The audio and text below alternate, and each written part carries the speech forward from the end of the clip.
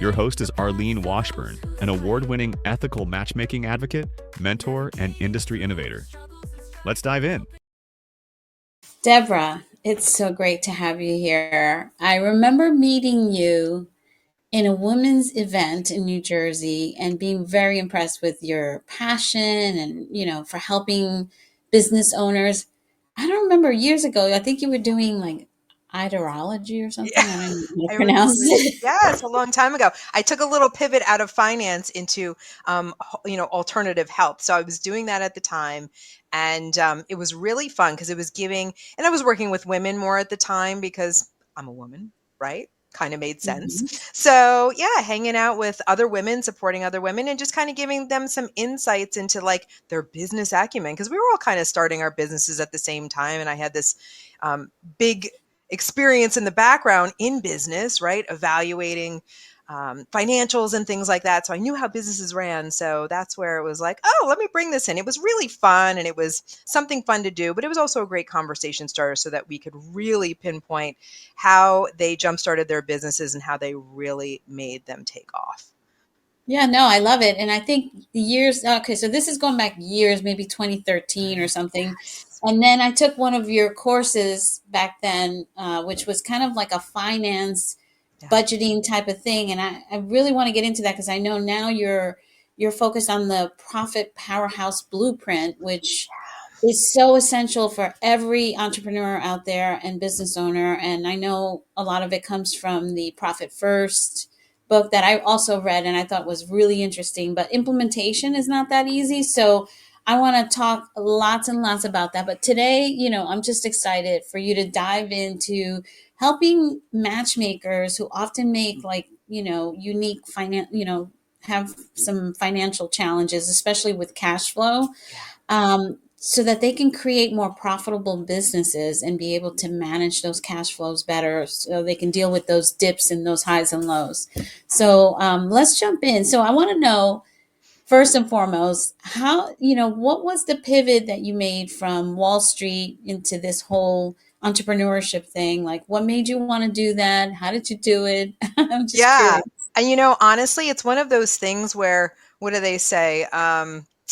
What's that saying where it's like when you're in a challenging situation, it's kind of like the mother of invention really Yeah. gets you to where you need to go. And so I had Necessity is the mother of necessity. invention. Yes, thank you for helping a sister out here. Well, I didn't plan on it. And what happened was I had a life change. I had my daughter. I got pregnant and had a baby.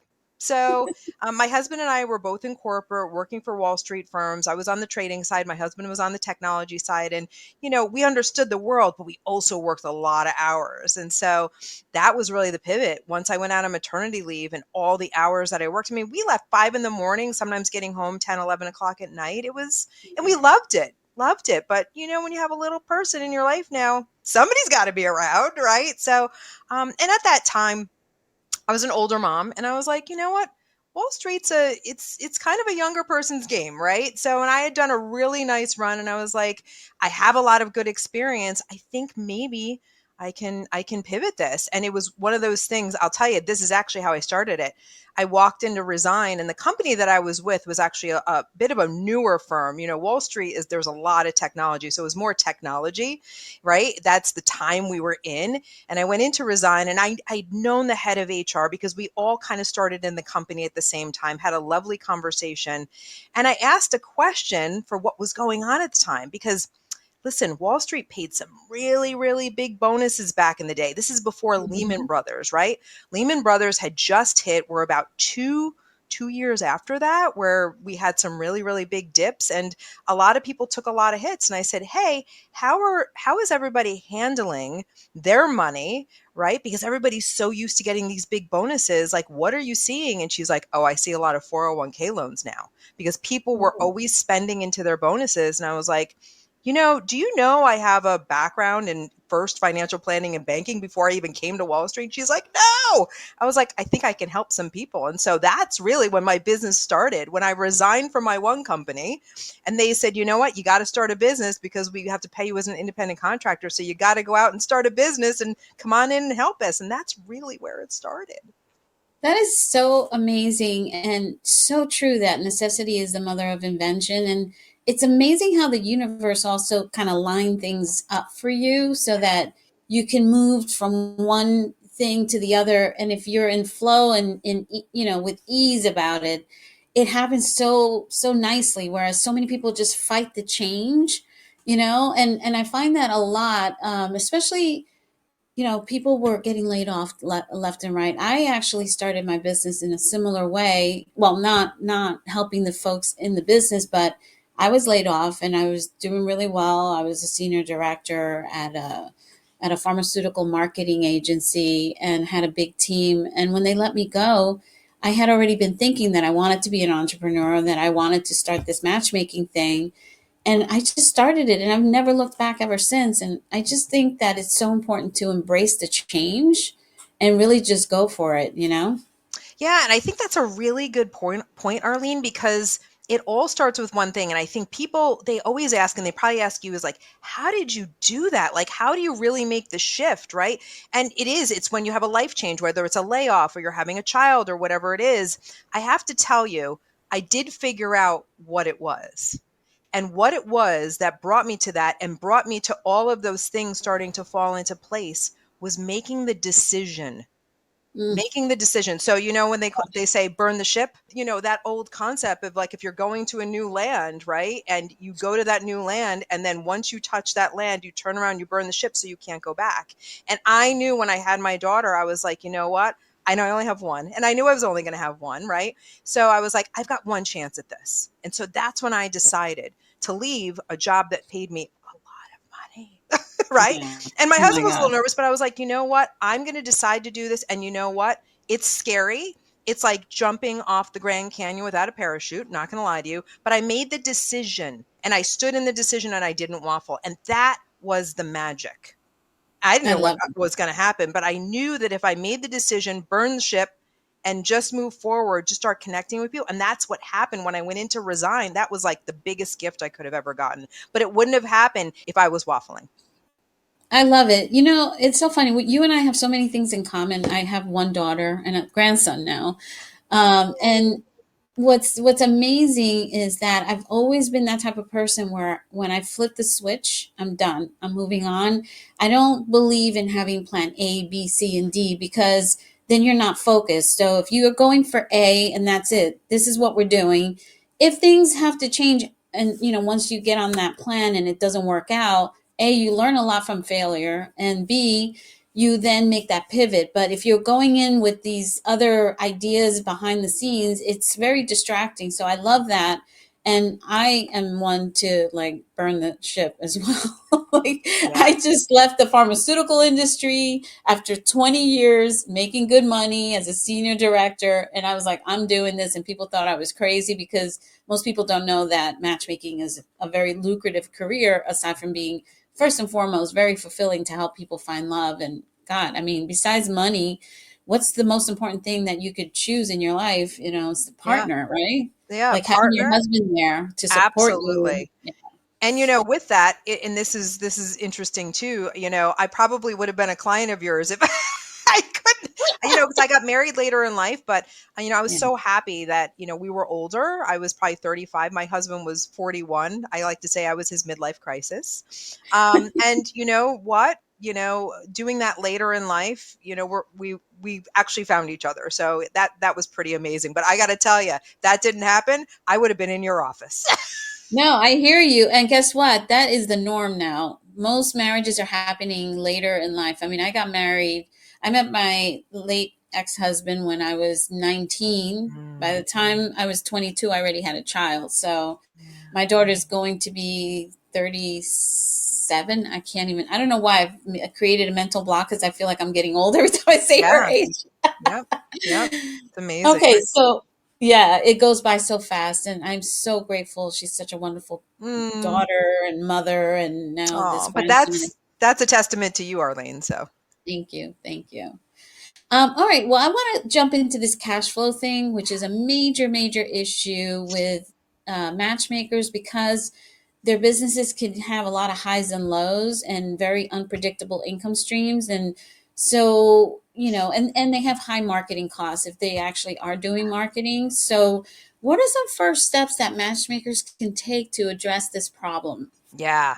So this is a great question. And I know you alluded to Profit First, and that's a great book to get, to really start looking into this. So what Profit First does, it's, people think, accounting and things like that when they start talking numbers, and that's not what it is. It's really the business owner's blueprint and their best friend in order to have a profitable business. And so what's really cool about it is that, yes, matchmakers' income goes like this, up and down. It's kind of like realtors' income as well, right? When they sell a house, same thing, they get a big influx of cash. So, 100%. there's a couple different things that you can do, but what's nice about Profit First is it looks at everything in your business from a percentage basis. So basically, just say you have, I'm just going to put an arbitrary number, $8,000 that came in the month, right? $8,000 came into the business.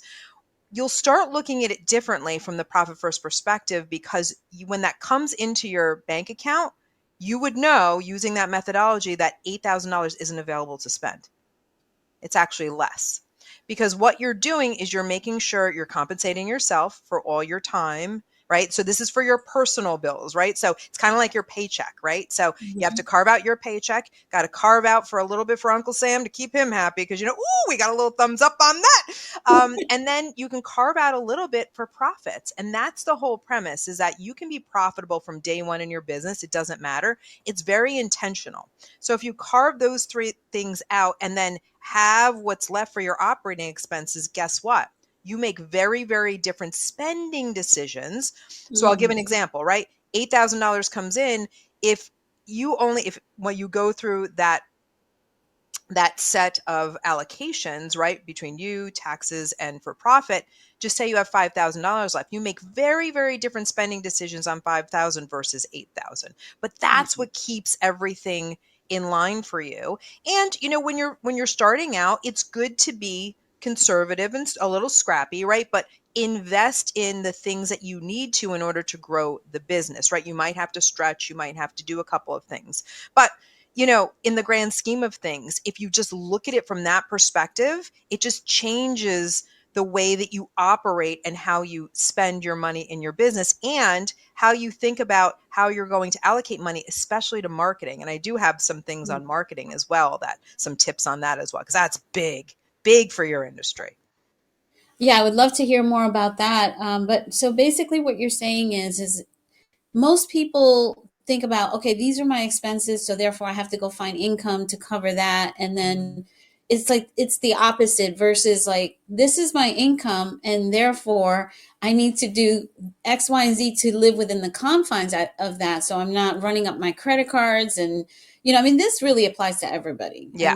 This is just a really, really good system. And I remember reading that book and thinking that to myself, that it was like, wow, this, especially because you're dealing with the percentages. So regardless of what the dollar amount is, you're still dealing in those percentages. And then also there's like a whole banking system that, they talk about in that book, to allocate the money, like literally allocate it, not just mentally. Because I think exactly. Physically. Yeah. Physically. Thank you. Physically. Yeah.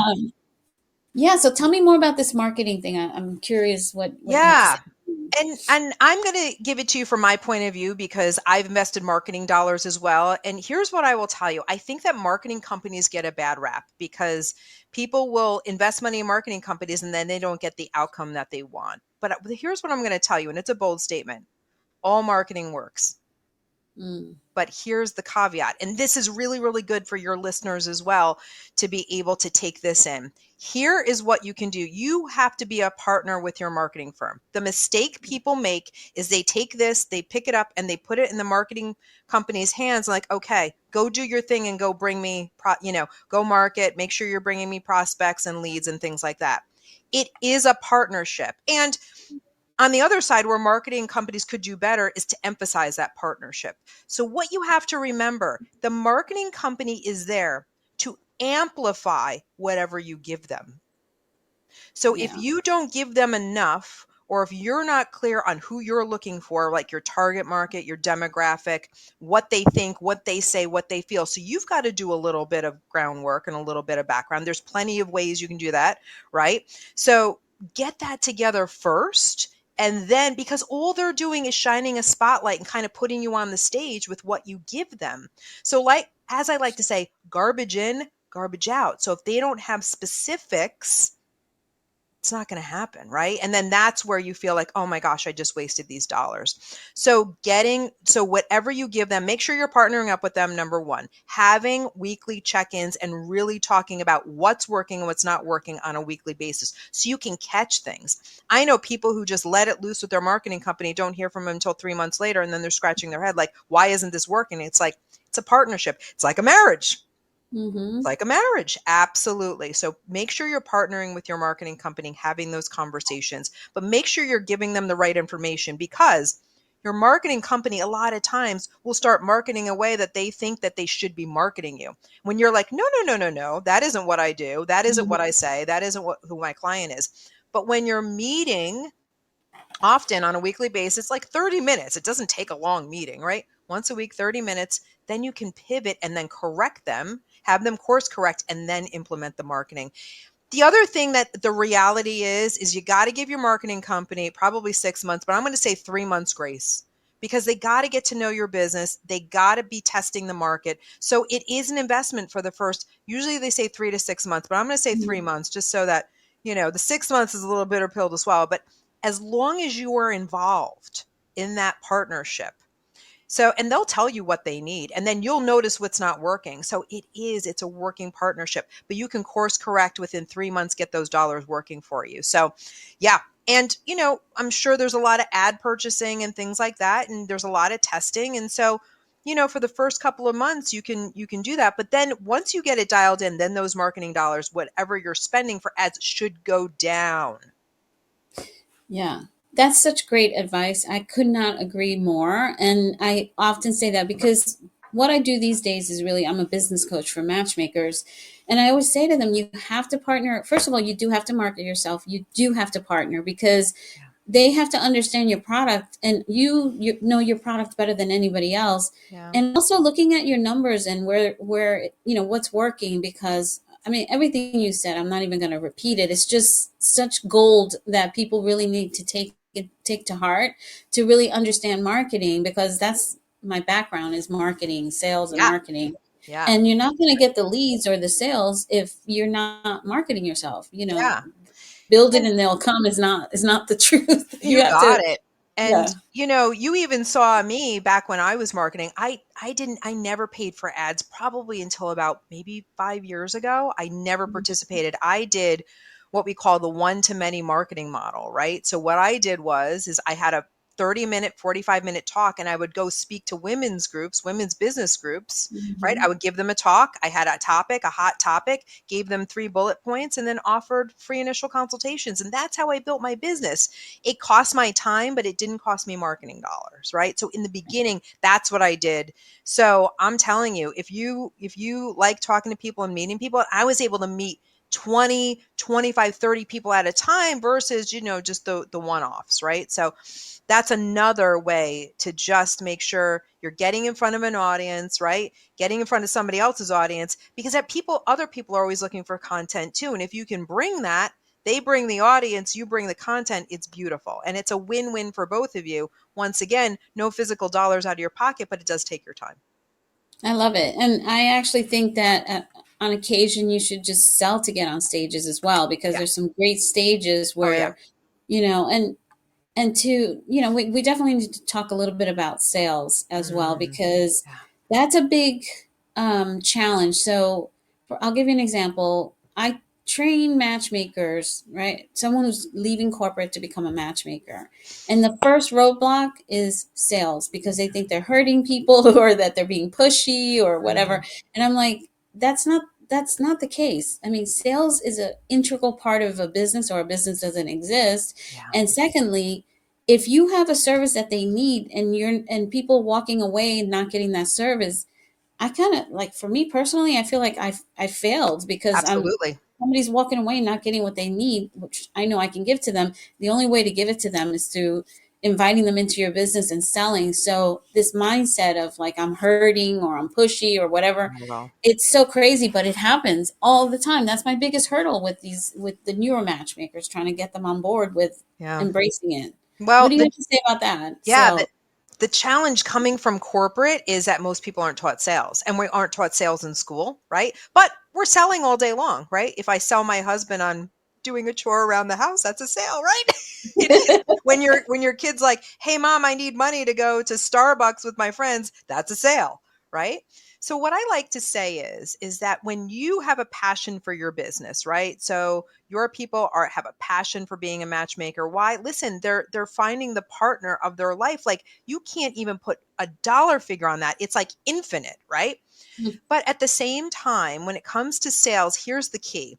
And I heard this phrase a long time ago, and it really, really resonated with me, because even though I have a background in selling and having relationship management and whatnot, I still struggled with sales as well. Absolutely. Because selling in corporate for me was very different than selling myself. So that was my struggle.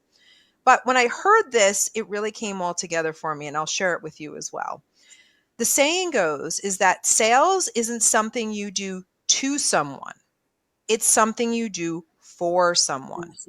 yeah. Instead of doing it to them, right, where you feel like Yeah. icky and like I'm hurting them, that's doing something to someone versus you're doing it for someone. And here's the key with sales is that it's not about push, push, push selling your stuff. It's about pull, pull, pull, find out what your Mhm. prospect or lead wants. And then when you do that, you take really good notes, and then you sell it back to them. And then what happens is they say, I want this, I'm looking for this, I'm looking for this. Great. Well, we can partner together. Would you like to know how we do that? Yes, now you can explain your services, but it's a high listening skill, number one. Number two, asking questions. And then number three, sharing with them, well, here's how we do that. And then at the end, asking for the sale. And honestly, by the time you get to that point, if you take those 3 steps, your prospect is selling themselves. And that's the other secret, is that there's no selling in sales. Agreed, 100%. I'm curious for you, and what advice are you giving entrepreneurs who are online? And what I mean by this is, I'm on LinkedIn, for example. I live on LinkedIn these days, even though a lot of people on there would like for me not to talk about dating and relationships on LinkedIn because they think it's a business, and it is. I actually posted a rant, and it went viral on LinkedIn because I'm like, love and relationships is a serious business, but I'm also, running a school for that. And I get these messages every day, and they're so annoying, and like annoying, but also like condescending, because it's like, oh, we took a look at your website and you really could do blah, blah, blah. Like, you walking in criticizing your potential customer. Yeah. You're already telling me about something you can solve when you don't know anything about my business. And by the way, what website are you talking about? I have 3 or 4. Yeah. Like, I just don't think that works. And I'm just curious, what techniques would you advise for, especially for matchmakers, because they are going on LinkedIn Yeah. to reach out to potential clients, and how do they build those relationships and really have some success doing that? Yeah. Because I think social is necessary. Yeah. So the approach that I actually like is, instead of, and I'm going to kind of switch this up a little bit. Yes, Mhm. I agree with you. Like the direct, hey, this doesn't work. Like, you're criticizing me. Like, that doesn't feel good. So don't do that. Right. But I will give you one example, and then I'm going to give you the switch up. So I'll give you an example of something that can work. What I like to do is I like to see people's posts and then the people commenting, right? So if somebody makes a post about whatever's going on for them in their love life, and they're, this is kind of like a difficult time. I'm a professional woman and I can't find anybody, like whatever it is, and they tell a really nice story. It's always nice to comment and send them a note and be like, hey, listen, I saw your post and it was really, really great. It really resonates because I deal with this all the time since I'm a matchmaker. I just want to say kudos to you and give them a compliment for whatever they posted, right? Mhm. So you're starting to build that relationship. Or on the flip side, if you put a post like you did, right, and people react to it, that's when you can start the conversation to say, oh, thank you so much for reacting to my post. What did you think about this or that? And then you can start that dialogue. Once again, asking questions. You're not selling, you're not pushing, Right. you're pulling, right? What did you think? And then that's how you can start the conversation. You say, yeah, and then you can start telling stories. Well, yeah, no, I've seen that with my other clients, this situation, and then this was the solution. And we had a really successful match. And then they might be like, oh, so you start that relationship and they might be like, maybe I should talk to you further. Great. Let's schedule a 30-minute call, right? So I like to do it from a post, right? So if you make a post and people are reacting, always go to those people that even if they just liked it, just say, hey, thanks for reacting to my post. Was there something specific that hit home for you? I'd really love to know, because that also helps you with what? Your marketing, right? It all rolls up. Research too. Yep, Yep. absolutely. There you go. So the posting in LinkedIn, I love that. So that's kind of like my little switcheroo there. I love it. Oh my gosh, such good, gold that you're dropping over here. So I hope people are picking up what you're putting down. Very practical. I can't get over the conversation you and I had. When was it? A couple of months ago, before the new year, and I was saying to you, I need to get a personal assistant, especially now because my mom, actually, I just moved my 92-year-old mom in with me, and she's doing great. She's in great shape and everything else, but just a little bit forgetful here and there, and it worries me. She was living an hour away, and I'm like, okay, she needs to live here. So I have to now make sure I make breakfast for her and lunch, this, that, and the other. Yeah. And I'm like, I need to get a personal assistant. And you were like, girl, I have somebody who will pack my bags when I'm traveling. I'm like, okay, we need to talk a little bit about this, because, people go into business and it's like, why are you going into business? To, be working the same way that you would if you're working in corporate America? Or are you going into business to have the kind of lifestyle that you want to have and the freedom and everything else? So let's talk a little bit about that, because I feel like, I see people starting these matchmaking companies and they're basically an employee to their clients, and they don't have any free time, and they're not managing their time. They're not, making the kind of, or at least managing a cash flow in the way that you and I have talked about, as well as prioritizing the things that matter and really looking out for themselves. Yeah. Yeah. I mean, it's really, really hard, right? And I even remember having to make the transition, even though I understood finance very, very well on a lot of different levels. When you are in a corporate environment, you're not actively learning entrepreneurial skills or business owner skills, right? So when you come out of that, it really is like drinking out of a fire hose, because you can either create a job for yourself or you can create a career for yourself, right? Or a business, right? Having a job and having a business are two different things, because if you're working in the business too much, then you're not working on the business. And when you're working on the business, that's where the growth comes. So it is a balancing act, right? And I'm a Virgo, so I'm pretty organized. So when it comes to the magic, and I've talked to a lot of business owners, this goes right from Tony Robbins all the way down, right?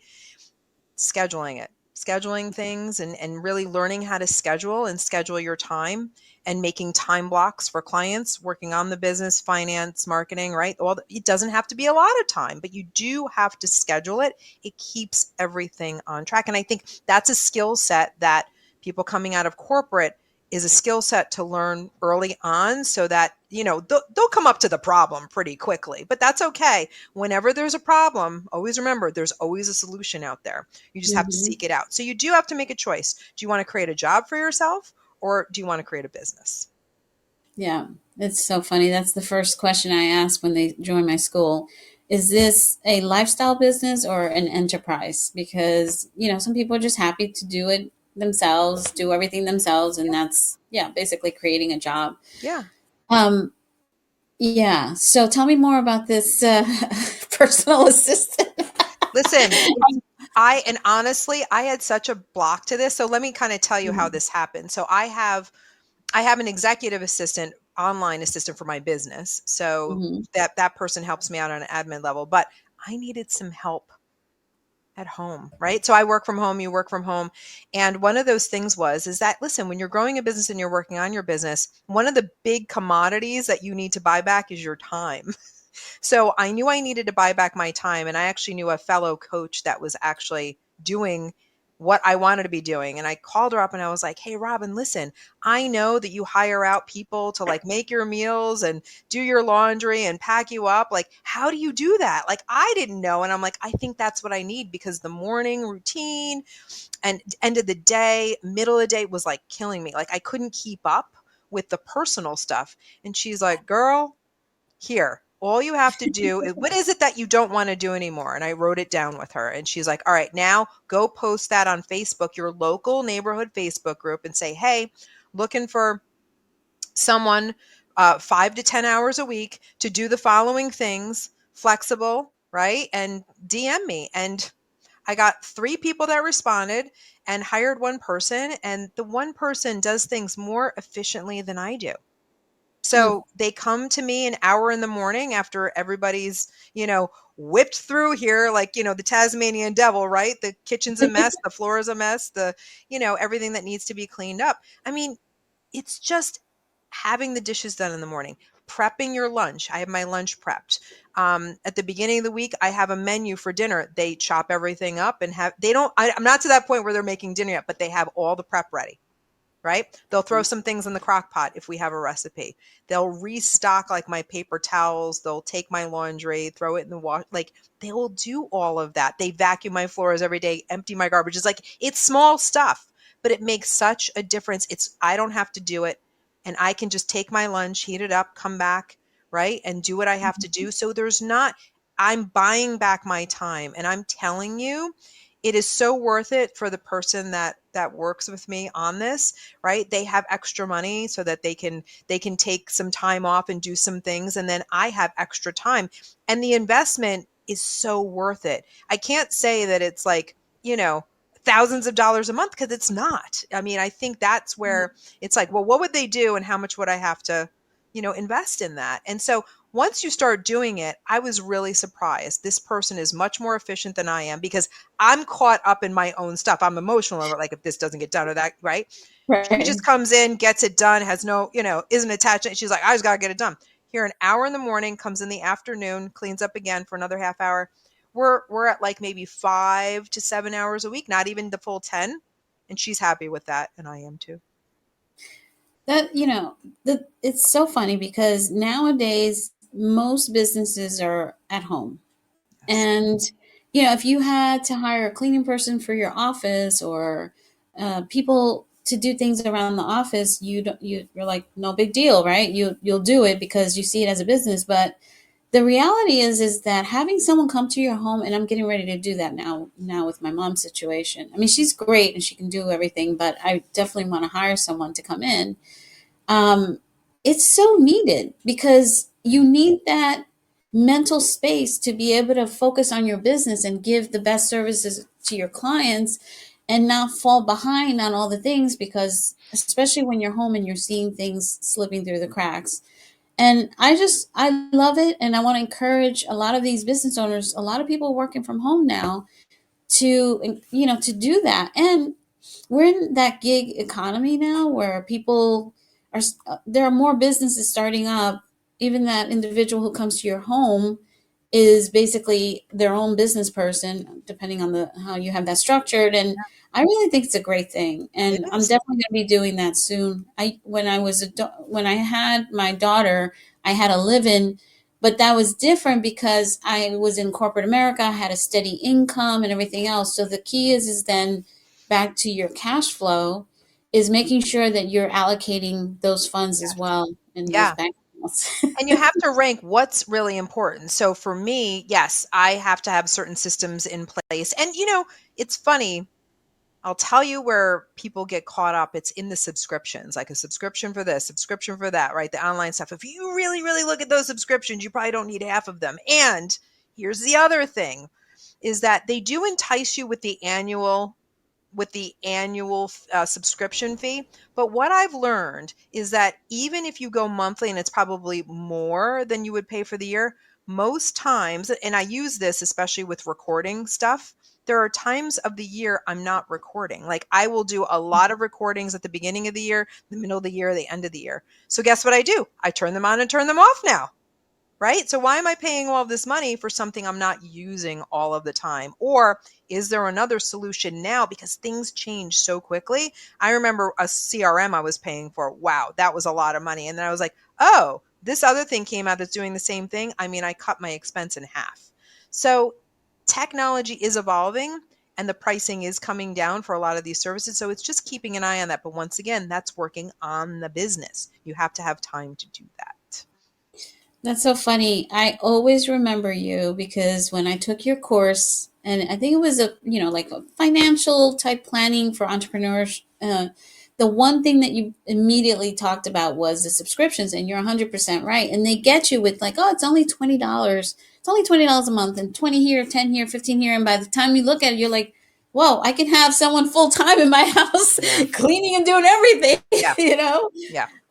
One of the things that I started to do also is I belong to certain clubs that sell SaaS software, and they're usually pretty decent products like my CRM, and you buy them outright and you never have to pay for the monthly subscription. And I really lucked out. Like with my CRM, it's HIPAA compliant. It's got all these bells and whistles, and it just gets better, better and better. But I paid for it once, and like such a minuscule amount of money compared to what this thing is worth. Wow. And it was life changing. So I would encourage people to look into those things. I use a company called AppSumo, and they just push out new apps. Some of them go out of business, so you're taking a risk, but meanwhile, you're not paying those subscriptions, and you usually pay, $50, $100 for a platform, and then you're done. Yeah. I want to talk a little bit about, I guess, tell me more a little bit about kind of how they should be doing their financial planning with these cash flows that change so much, so that we can put that to bed, just so that give them some real strong tips on like, here's what you need to do when money comes in. We talked about the percentages, but just go a little deeper, because a matchmaker, like you said, and that's a great comparison, very similar to the real estate industry. You make a bulk of money, you have one client, then the next client may not come for 2 months. Yeah. If you're really working, if you're really doing well in your business, you're getting clients consistently, but that's not always the case. Yeah. And then you have those times in the summer where people are out in the sun. They're not really looking for a matchmaker at that point, and you have very dry months. So what can they do, just so we can put that to bed and move on to the next thing? Yeah. So, I mean, what's nice about doing that part of the system with the allocations, it's all based on percentages. It's not dollar figures. So that's why you want to make sure that you're doing that, because when you have really, really high months, right, that's going to be one of those things where you're going to have extra money to carry you over to the next month. So that's why it works out really, really well. It kind of gets the bumpiness, the roller coaster ride out of it. So just say you made $15,000 this month, but your expenses are $5,000. Guess what? Right? Because we're doing the allocations, you don't have 15 to spend. You have a certain percentage of that, right? So when that money is there, you're not only paying that month's bills, but now you've got money to carry over the next month. That's why we do everything on a percentage basis. So that's when that happens. The other part of this is that when you have these dips, right? What's nice about the system Profit First is that when you have the allocations, and there's usually 5 accounts, right? So more tactically, right? So you're looking at 5 accounts. You're looking at money coming into your income account. So that's the account where your money comes in. And that's the only thing it does. It just holds money coming in. And then you have your operating expense account. That's the account you write your bills out of. So it's 2 separate places. That's really key. Because what I like about the system, it's really gamified, right? So it's like, oh, I got money coming in. Now I'm going to allocate everything, and then I'm going to see what I have in my operating account. But one of the accounts is a profit account. So this ensures that you are profitable every single time a dollar comes in. But what's also nice about it is that the profit account has 2 different functions.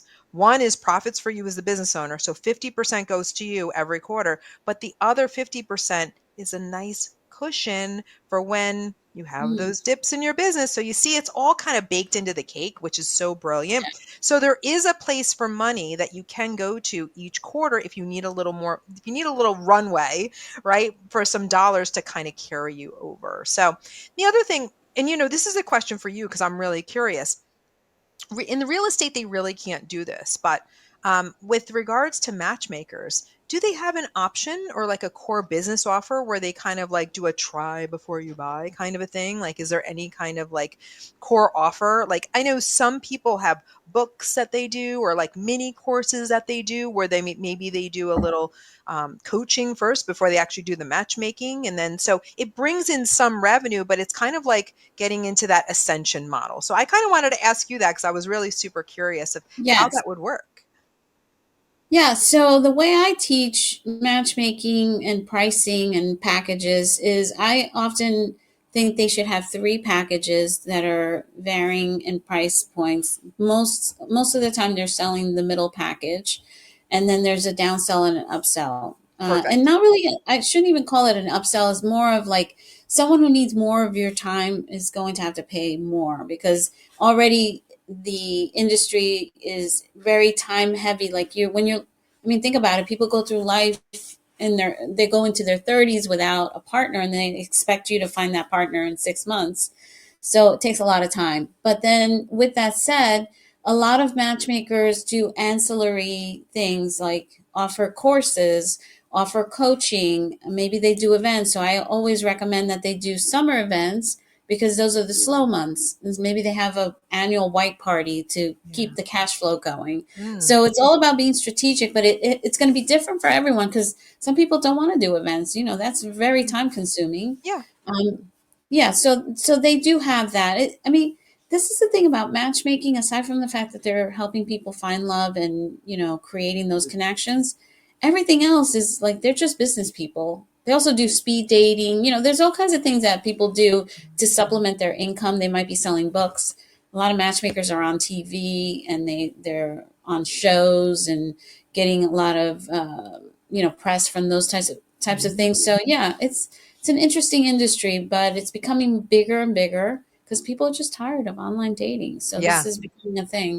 Yeah. And the other thing that they will do also is if somebody cannot afford matchmaking because it tends to be pricey, they might also have a division that helps people with their online dating platforms to help them be more successful. So there's a bunch of different things. That's great. And so, having your bigger offer, right, where it really gets into the, like, we're going to find, like, this is what we're doing here, like the core matchmaking offer, right, to have other things to offer as you go along. And once again, connections, right, in the summer, people are always out and about, like, where are people, just connecting. And so this was the other thing I wanted to tell you too about LinkedIn is that even if you're in the summer doldrums, from a marketing perspective, who else is serving your client? So what we're looking for is other people that are doing something for your ideal client, but don't offer the services that you do. So it's kind of like a complementary partnership. They're in this lane, you're in this lane, but you're serving the same target market. And so when you have that lull in matchmaking, instead of going after your actual potential client, looking at some partnerships, because those partnerships are going to be active in the summer, right? Those types of people that are working with your ideal client, revving up those relationships, right? So that's a really good way to spend your time because they're serving the same client. So how can you help each other? So having those partnership conversations work really well. Absolutely. That is more gold and something that I talk about a lot because when I was a matchmaker, I partnered with even a magazine. Like, do you remember with us, we had the 201 magazine? Yes. I used to be in that magazine all the time. I was at events and my name would come up and I knew all the photographers that were taking photos for that. Or, plus I also was the board chair of the YWCA. So it got me on these things. And so people would see me. You need to always be top of mind.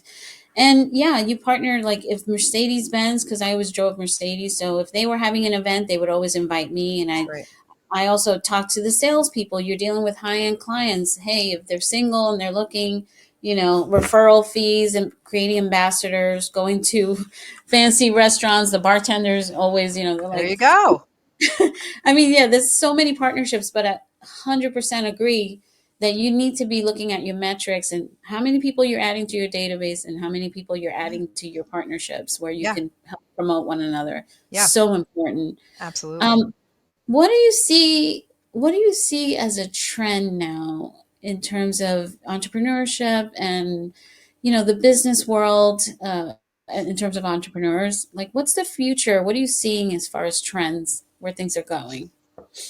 AI. Huge. Hello. Yeah. And I mean, I think there's two schools of thought on that. I think AI can be something that can be seen as a bad thing.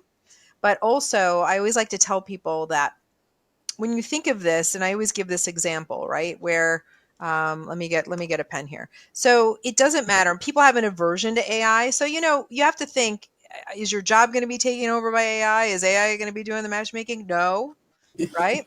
You have to have that human connection. But at the same time, when people have an aversion to AI, I say, all right, you have to remember that if in anything at all, right, there is a good and a bad. So even if you, right, I'm going to take this mechanical pencil, right?